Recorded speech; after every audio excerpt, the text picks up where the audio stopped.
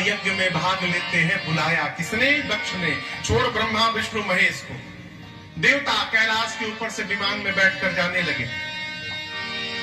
सती मैया कथा छोड़कर जहाज देखने लगी। पूछी, प्रभु ये देवता कहां जा रहे हैं? बाबा ने कहा, आपके पिताश्री यज्ञ कर रहे हैं, उसमें भाग लेने जा रहे हैं। मां ने कहा, प्रभु पिता भवन उत्सव परम जो प्रभु आयसु हो, तो मैं कृपायतन सादर देखन सो। मां सती ने कहा, प्रभु पिता के घर में उत्सव है, यदि आपकी आज्ञा हो जाए तो मैं देखने के लिए चली जाऊं। शंकर जी ने कहा, देवी आपने तो उचित कहा, लेकिन यद्यपि नियम कहता है कि 4 स्थान पर बिना बुलाए आना चाहिए। कितने स्थान पर? 4। कहां कहां? पिता के घर। किसके घर? पिता के घर, गुरुदेव भगवान के घर, स्वामी के घर और अपने मित्र के घर। इन 4 स्थान पर यदि उत्सव हो रहा हो तो वहां से निमंत्रण न ढूंढिए, बिना बुलाए पहुंचिए।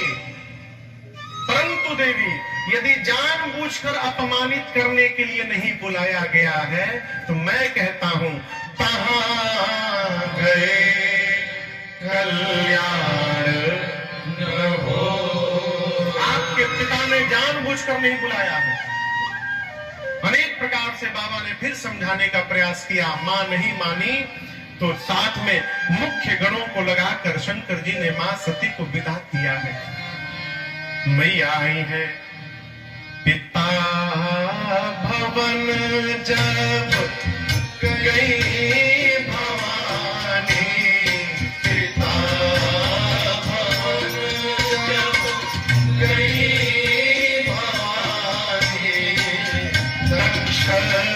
त्रास का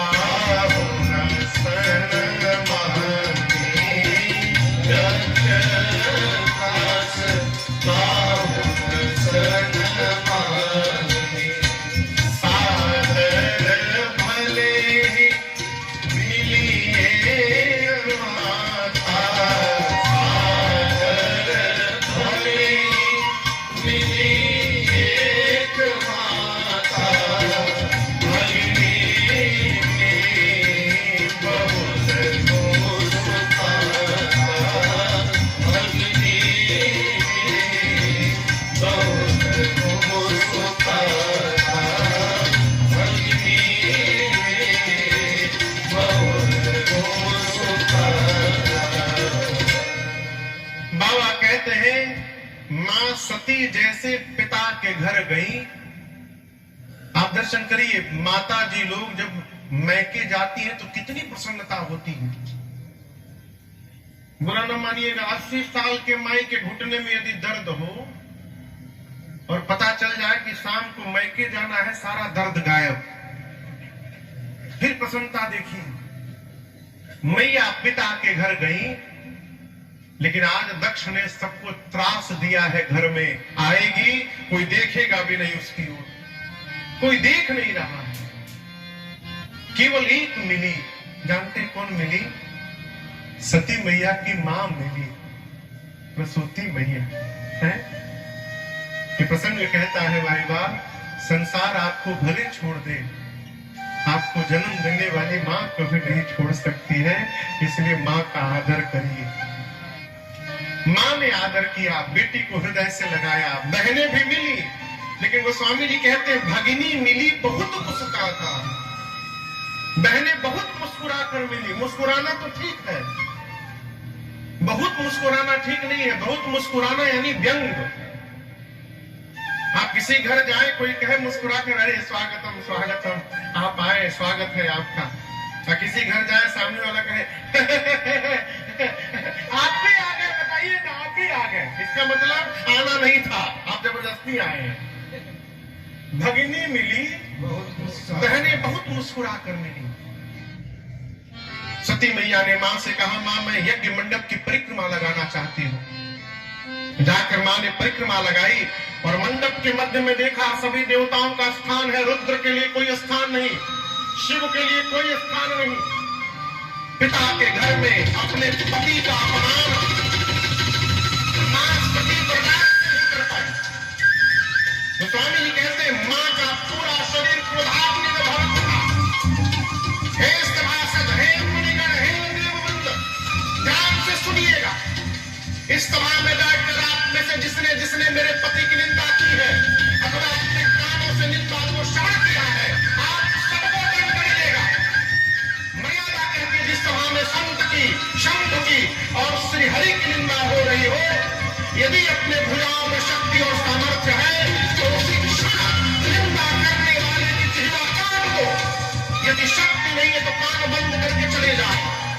मेरे पति केवल मेरे पति नहीं है, शंकर जगत के पिता है और आज इस मंदमती मेरे पिता ने मेरे पति का अपमान किया है। आज के बाद मैं इसकी बेटी के रूप में जीवित नहीं रहना चाहता। इतना कह के भगवान शंकर के स्वरूप को हृदय में पधराकर मां ने दाहिने पांव के दुख से योगाग्नि को प्रज्वलित कराया है और अपने आप को जला दिया। पूरा शरीर योगाग्नि में दहकने लगा। मेरी मां हाहाकार मच गया। नारद जी जाकर भगवान शंकर को बताएं, बाबा तो आया क्रोध कैलाश में जगह से केश निकालकर धरती पर पड़े वीरभद्र प्रकट भय। कुपित करके वीरभद्र को बाबा ने भेजा। यज्ञाचार्य की दाढ़ी नोची, किसी देवता का आंख फोड़ा, किसी का पांव तोड़ा, किसी का पीठ तोड़ा। दक्ष के सर को पकड़ा, हाथ से घुमाया, धड़ से उखाड़ कर अग्निकुंड में ले जाकर स्वाहा कर दिया। जीवन में बैर भाव से सत्कर्म भी न करिए, परिणाम मंगल नहीं होगा। कई लोग कहते हैं महाराज हम कथा कराएंगे देखिएगा, फिर भगवान देखते उस कथा को। बाद में भगवान शंकर श्री हरि ब्रह्मा जी को बुलाकर यज्ञ की रक्षा कराई गई। इधर दर्शन करिए, प्राण त्यागते समय सती मरत हरि सन बर मांगा, जन्म जन्म शिव पद। प्राण निकलते समय मेरी मां सती श्री रघुनाथ जी से प्रार्थना करती है, प्रभु एक वरदान दीजिए, अगले जन्म में भी जब जब मैं जन्म लूं मैं बाबा के ही चरणों में दासी बनूं, उनकी दासी बनूं, इसके अलावा दूसरा कोई वरदान नहीं चाहिए। सती जी ने शंकर जी से क्यों नहीं मांगा? इसलिए नहीं मांगा कि वो त्याग चुके हैं। राम जी से इसलिए मांगा कि जानती है मैंने राम जी की परीक्षा लेकर राम जी के प्रति अपराध किया था। जब तक राम जी क्षमा नहीं करेंगे तब तक बाबा मुझे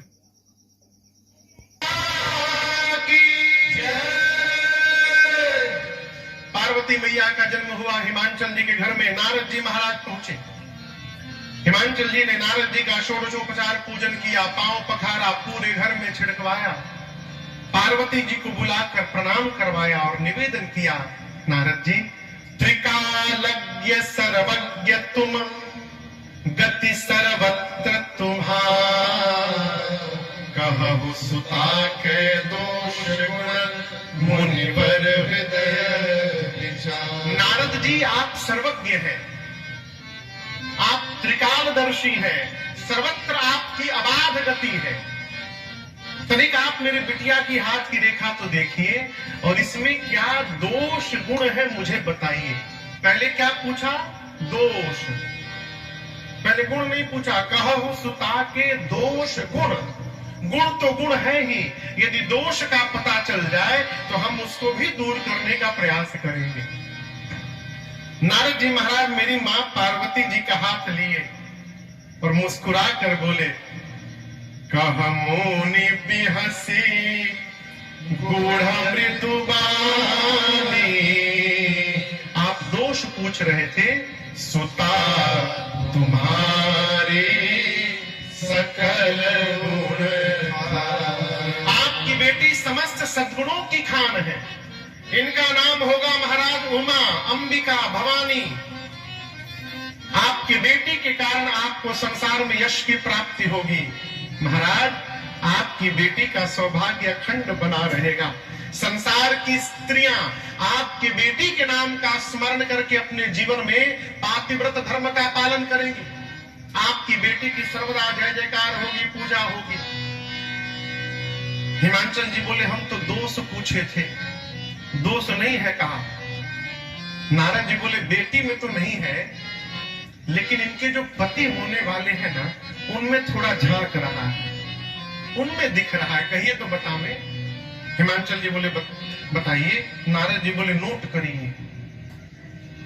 अगुण अमान मातु पितु हीना। पहला अगुण होगा। क्या होगा? अगुण मतलब क्या समझे आप लोग? अगुण, अगुण माने हाँ,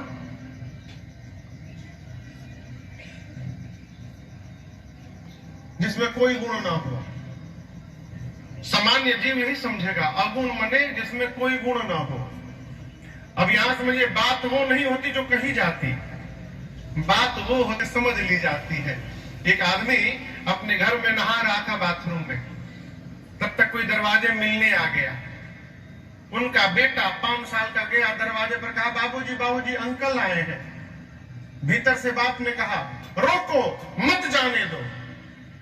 लड़का सुन लिया, रोको मत जाने दो। कहा गया, रोको मत जाने दो। बेटा सुना, रोको मत जाने दो। लड़का जाके भेज दिया। कहने वाला अपनी चेतना से कहता है, सुनने वाला अपनी चेतना से अर्थ निकालता है। नारद जी बोले, अगुण होगा, अर्थात सत रज तम तीनों गुणों से परे होगा, त्रिगुणातीत होगा। हिमांचल जी समझिए, उसमें कोई गुण नहीं होगा। नारद जी बोले, अमान होगा, यानी मान सम्मान से परे। सबसे आसान पूजा बाबा की है, शंकर भगवान की। कुछ ना मालूम हो, कोई समान ना हो, पानी उठाइए, बम बम बम बम बम बम बम बम, बाबा बम बम हो गए। सरकार, मान सम्मान से परे, जहां मन करे वहीं बैठा दो। पूरे दुनिया में सबसे अधिक मंदिर किसी का है? तो शंकर जी का है, और दूसरे हनुमान जी महाराज का। कहीं पेड़ के नीचे बैठा दो, पूजा शुरू बाबा की। मान रहित है, अमान। हिमांचल समझ गया, अमान मन उनका कोई सम्मान नहीं करेगा। तीसरा और खतरनाक, बोले मातु पितु ही ना, माता पिता उनके नहीं है। नहीं है का मतलब पहले थे अब नहीं है, ऐसा नहीं है, शुरू से ही नहीं थे, बिना माता पिता के है। उदासीन है, संशय रहित है, कोई संशय नहीं है उनको। हिमांचल जी बोले, बस इतना। बोले, इतना नहीं, असली तो बताया ही नहीं हुआ। आगे का सुनिए। जोगी जटिल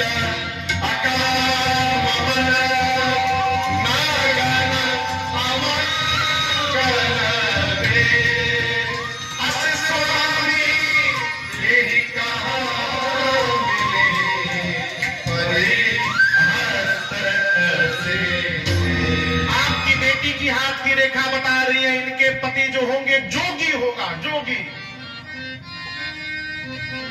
जोगी। अब आप कल्पना करिए, आप अपनी लड़की के लिए दुल्हा ढूंढने गए, पता चला लड़कवा तो जोगी है। एक आदमी अपनी बेटी के लिए गया लड़का देखने सरकार। लड़के के बाप से बिटिया का बाप पिता खूब प्रशंसा किया, आप मेरी बेटी आएगी ना, घर को स्वर्ग बना देगी। मेरी बेटी इतनी शांत है, सीधी है, गौ समझिए, गौ। मेरी बेटी गौ है। लड़के का बाप बोला, हम आप ही को ढूंढ रहे थे, आपकी बेटी गौ है, हमारा लड़का बैल है। अब इतना सुनने के बाद कोई विवाह करेगा? आप बताओ। नारद जी कहे कि आपके बेटी का जो पति होने वाला है वो जोगी है, उसकी विशाल जटाएं हैं, जोगी जटिल अकाम मन, उसकी कोई कामनाएं नहीं है, निष्काम। इसके बाद वाला और खतरनाक है, बोलू? हिमांचल जी बोले, उससे खतरनाक? नारद जी बोले, महाराज नंगा रहेगा, कुछ नहीं पहनेगा, नगन अमंगल स्वरूप बनाकर घूमेगा। मैं नहीं बोल रहा हूं, आपकी बेटी की हाथ की रेखा बता रही है। दूसरा भूत पहुंचा, श्री राम श्री राम श्री राम। धीरे धीरे सरकार सब आ रहे हैं, इंटरनेशनल भी पहुंचने वाले हैं। नारद जी की बात सुनकर हिमांचल जी किनारे ले गए, नारद जी को कहे, नारद जी उपाय बताइए। कैसा उपाय? दूल्हा बदलने का कोई स्कीम आप रखे हो यदि? बोले क्या बात कह रहे हैं? कहा, मुनि सहिमवंत सुनो जो विधि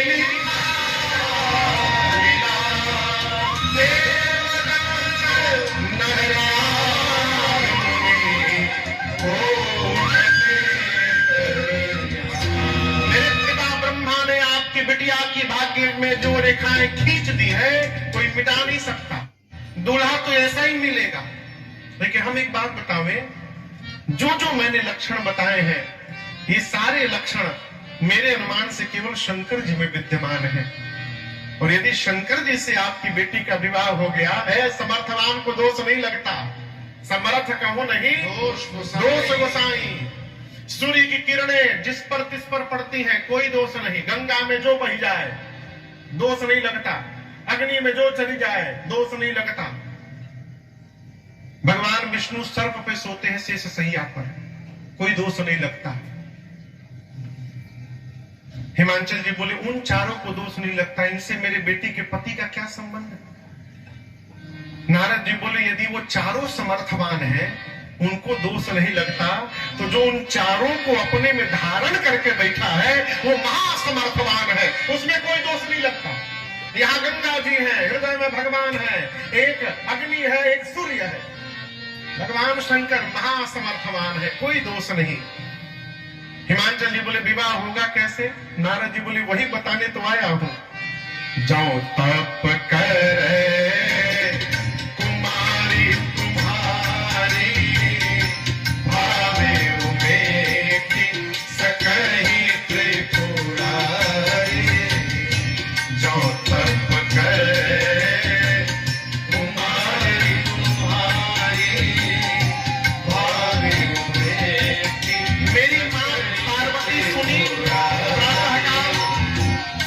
बताया कि श्वेत वर्ण में एक मुनि ने मुझे स्वप्न देकर कहा, मां की जाकर तपस्या करो।